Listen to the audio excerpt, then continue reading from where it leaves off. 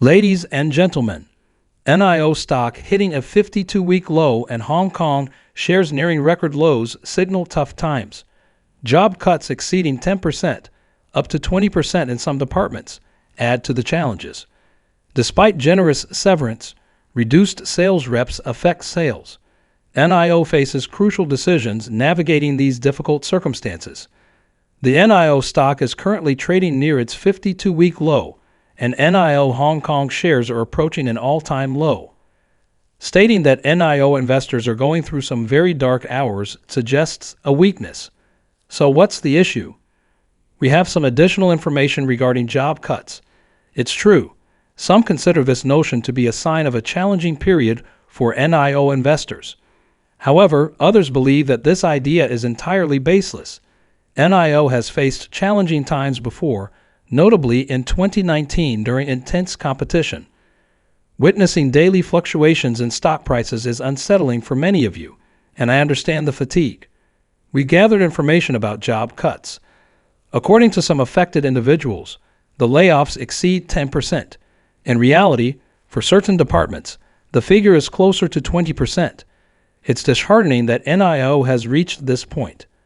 One aspect where NIO deserves credit is providing severance packages that outshine industry standards. Those affected receive an additional 3 months' salary, a commendable gesture. Despite these measures, it's noticeable that there are fewer sales representatives in stores, impacting sales. The situation calls for attention and strategic decision-making as NIO navigates through these challenging times. Some very old sales reps are still around. They are doing well. Some new and slightly new reps are not performing well. They get let go. And look, NIO is reducing its losses. Okay, reducing its losses. This is almost like a stop loss because they thought deliveries would keep increasing. And July will just be the beginning. It won't peak at 20,000. It's just the start. And in Q3, Q4, deliveries will be more than Q3. And this is how it goes. Deliveries are usually higher in Q4. That's what they had in mind. And they thought, with 20,000 deliveries, we'll keep building this momentum. We'll build the sales force so that we can reach 30,000 sales per month. That's what they said. They were very optimistic then. But reality is a bit bitter. And in the end, there's also a rumor going around. NIO is launching a single-motor ET5. Yes, I've heard many rumors about this. I've heard rumors that it will be a non-ladder variant, a single motor.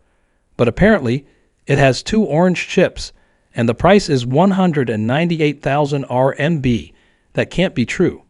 Okay, maybe after incentives, but not before. Not 198,000, maybe 268,000. And then with incentives minus 70,000 RMB, it will be 198,000. That would be a sweet spot, but straight up 198,000 and without incentives. And if you add incentives, the price becomes 128,000 RMB. That's very cheap. It will never happen. No, that won't happen. So this is completely useless, fake. Okay, I spoke to 23 new owners of NIO, and I talked to them a few days ago and had a little chat. They said that a fundamental problem with the Chinese auto industry is that they don't look at what materials are used in cars, the details inside the car, like in the West. If someone opens a car engine, there is a lot of interest in what material was used.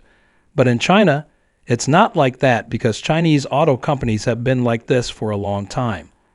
Okay, this is not NIO. Traditional Chinese auto companies are actively engaged in replicating various aspects from the West, such as engines and similar components. They discourage people from comparing the technical details inside the car. This has become a significant issue as it has become a cultural norm. People tend not to pay much attention to the technical details inside the car. Instead, they focus on flashy features like comfortable seats, large screens, and the like. I was told that in China, many content creators who provide in-depth looks at cars, compared to those who only take test drives and share their experiences, tend to attract more views. This is a fundamental problem for the Chinese auto market. Part of this issue is that many competitors here focus on reducing costs and compromising on quality, merely producing flashy features. There's nothing special inside the car. It just looks flashy. The technology, drivetrain, and everything else inside the car are very basic and rudimentary. Nevertheless, these cars sell exceptionally well. That's why many people are questioning why these companies are selling so much when they shouldn't be. This is the problem you might not fully grasp. People have been practically taught to not pay attention to the details inside the car. It's just the way things have always been. NIO is also part of this scenario. Although their cars may not have flashy exteriors, they are built with excellent technology. The motors and materials inside the car are top-notch. People who understand cars know that it's a fantastic vehicle. However, those who don't understand the technical aspects of cars might be misled by something else. This is a significant problem that isn't easily solved, except with effective advertising. And this is another thing I was thinking about doing in China. Thank you for joining us today. If you enjoyed the video, don't forget to hit the like button and subscribe to our channel for more stock predictions and market insights. Remember to turn on the notification bell so you never miss an update. Happy investing and see you in the next video.